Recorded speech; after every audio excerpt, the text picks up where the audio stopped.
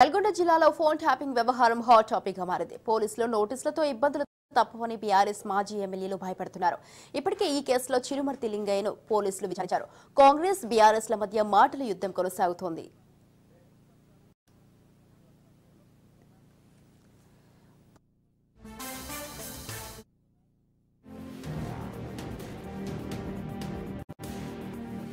Congress party అధికారంలో వచ్చిన తర్వాత రాష్ట్రంలో ఫోన్ ట్యాపింగ్ వ్యవహారం వెలుగులోకి వచ్చింది.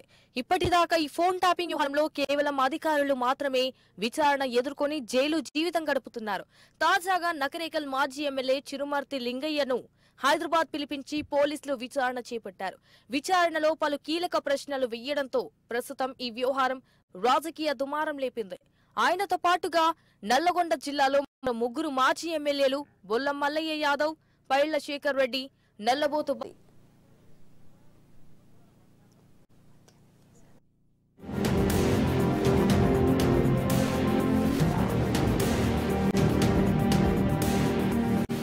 కాంగ్రెస్ పార్టీ అధికారంలోకి వచ్చిన తర్వాత రాష్ట్రంలో ఫోన్ ట్యాపింగ్ వ్యవహారం వెలుగులోకి వచ్చింది.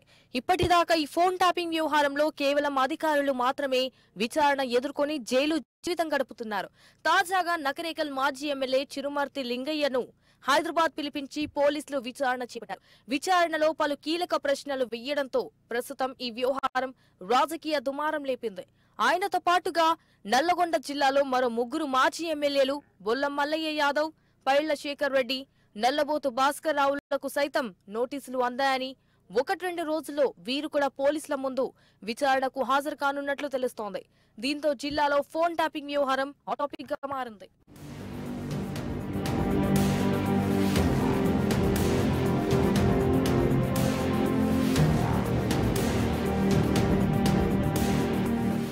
ఫోన్ ట్యాపింగ్ వ్యవహారం నేపథ్యంలో కాంగ్రెస్ బీఆర్ఎస్ నాయకుల మధ్య మాటల యుద్ధం సాగుతోంది. మాజీ ఎమ్మెల్యే చిరుమర్తి లింగయ్య తనకు ఫోన్ ట్యాపింగ్ వ్యవహారంలో ఎటువంటి సంబంధం లేదని తెలిపారు.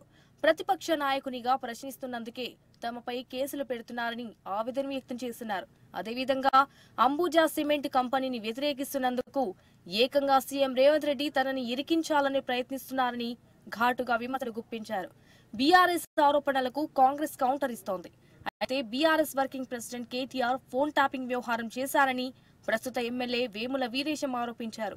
గత ఎన్నికల్లో తనను ఓడగొట్టేందుకు తన ఫోన్ ట్యాపింగ్ చేశారని, అదేవిధంగా వెపన్ పెట్టి తనను బెదిరించారనడంతో రాజకీయం మరింత వేడిగా మారింది.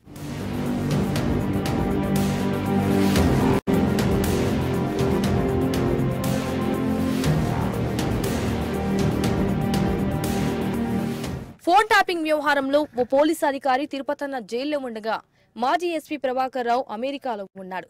ప్రభాకర్ రావును హైదరాబాద్ తీసుకొచ్చేందుకు పోలీసులు తీవ్ర ప్రయత్నాలు చేస్తున్నారు. ప్రభాకర్ రావును పోలీసులు అదుపులోకి తీసుకున్నట్లయితే మరింత సమాచారం లభించే అవకాశం ఉంది. దీంతో బీఆర్ఎస్ నేతలు చిరుమర్తి లింగయ్య, పైళ్ల శేఖర్ రెడ్డి, భాస్కర్ రావుకు చిక్కులు తప్పేలా లేవు. అధికారంలో ఉన్నప్పుడు కాంగ్రెస్ నేతల ఫోన్లను ట్యాపింగ్ చేశారని ఆరోపణలు రావడంతో వారిపై హస్తం పార్టీ నేతలు ఎదురు దాడికి దిగారు. దీంతో రాజకీయం రసవత్తరంగా మారింది. నకిరేకల్ తాజా ఎమ్మెల్యే వేముల వీరేశం నేరుగా కేటీఆర్ ను టార్గెట్ చేసి విమర్శలు చేస్తున్నారు. ఎన్నికల సమయంలో తనను ఒడగొట్టేందుకు తీవ్ర ప్రయత్నాలు చేస్తున్నారు. కేటీఆర్ ను జైలుకు పంపాలని డిమాండ్ చేస్తున్నారు.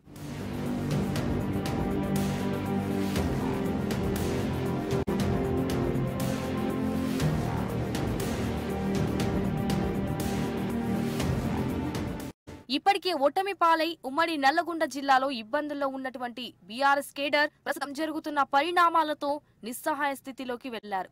రాబోయే స్థానిక సంస్థల ఎన్నికల వరకు ఏం జరుగుతుందో తెలియక అయోమయానికి గురవుతున్నారు.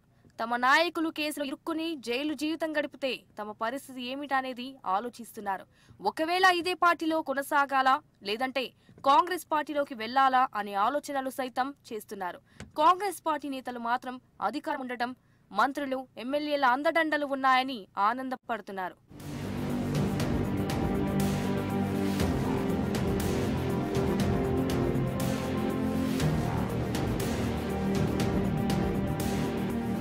మొత్తానికి ఫోన్ ట్యాపింగ్ వ్యవహారం ఉమ్మడి నల్లగొండ జిల్లాలో కలకలం రేపుతోంది. మాజీ ఎమ్మెల్యేలను అరెస్టు చేస్తారా లేదా అనేది మరికొద్ది రోజుల్లో తేలనుంది.